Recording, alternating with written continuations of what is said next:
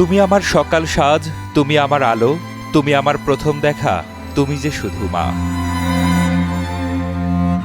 দেশে ফিরে বিএনপির ভারপ্রাপ্ত চেয়ারম্যান তারেক রহমান বলেছিলেন, সন্তান হিসেবে আমার মন হাসপাতালে মায়ের পাশে পড়ে আছে। সবাই দোয়া করবেন যেন তিনি সুস্থ হয়ে আমাদের মাঝে ফিরে আসতে পারেন। তবে দেশে ফেরার 5 দিন পরেই তাকে শুনতে হলো মায়ের মৃত্যুর খবরটি। বালক বয়সে বাবা, চোখের সামনে ছোট ভাই, আর এবার হারালেন প্রিয় মাকেও। সবাইকে হারিয়ে তিনি যেন আজ একা হয়ে গেলেন। তাই মাকে হারিয়ে এক আবেগঘন বার্তা দিয়েছেন তারেক রহমান। মাকে উদ্দেশ্য করে তিনি লিখেছেন, আমার কাছে খালেদা জিয়া একজন মমতাময়ী মা, যিনি নিজের সমগ্র জীবন উৎসর্গ করেছেন এই দেশ ও মানুষের জন্য। আজীবন লড়েছেন স্বৈরাচার, ফ্যাসিবাদ ও আধিপত্যবাদের বিরুদ্ধে। নেতৃত্ব দিয়েছেন স্বাধীনতা, সার্বভৌমত্ব ও গণতন্ত্র প্রতিষ্ঠার সংগ্রামে।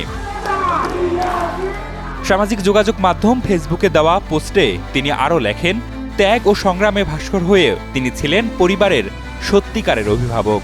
সবচেয়ে কঠিন সময়েও শক্তি ও প্রেরণা জুগিয়েছেন। তিনি বারবার গ্রেফতার হয়েছেন, চিকিৎসা থেকে বঞ্চিত হয়েছেন, সর্বোচ্চ নিপীড়নের শিকারও হয়েছেন। তবুও যন্ত্রণা, একাকিত্ব ও অনিশ্চয়তার মধ্য থেকেও তিনি অদম্য সাহস, সহানুভূতি ও দেশপ্রেম সঞ্চার করেছিলেন পরিবারের প্রতিটি সদস্যের মাঝে।